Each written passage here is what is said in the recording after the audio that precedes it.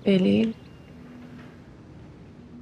ngayon yung kasal ng tatay mo at ni Christy. Alam ko, anak. Alam ko, tutol ka. Kasi may alam ka.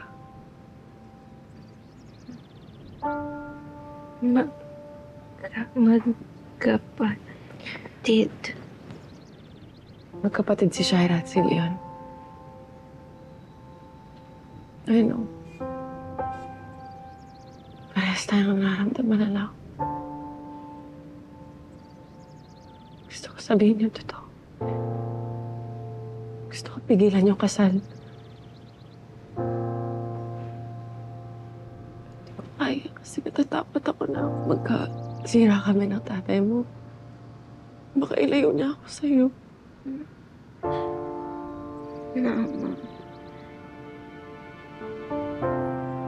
Mahal ko tatay mo na. Gusto ko ipaglaban yung pamilya natin. Pero ayoko magkamali ng desisyon. Shaira.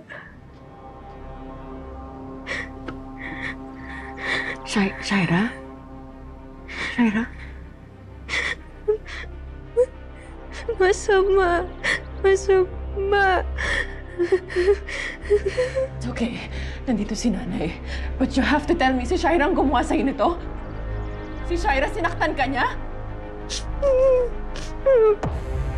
Bakit? Bakit ka niya sinaktan?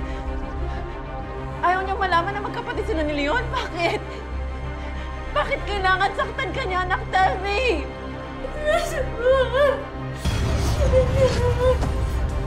Kung hindi ko pinakidnap sa yung babae yun, edi sana hindi kayo nagkakilalang dalawa. Hindi Kasabwat kayo? Masama! Kapag hindi mo tinitin yung bibig mo, pagsisisihin mo.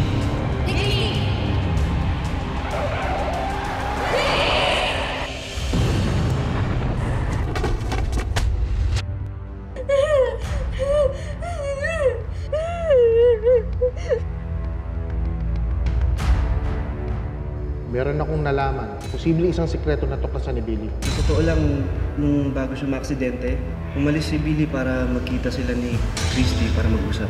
Alam mo ba na may kapatid si Leon at ito'y walang iba kundi si Shaira. I do have a copy of their birth certificates na nagpapatunay na iisa ang kanilang mga magulang. With that, if you have some photos mula sa public school na kanilang pinanggalingan. Pero bakit kailangan nilang ilihim ang pagiging magkapatid nila ni Shaira?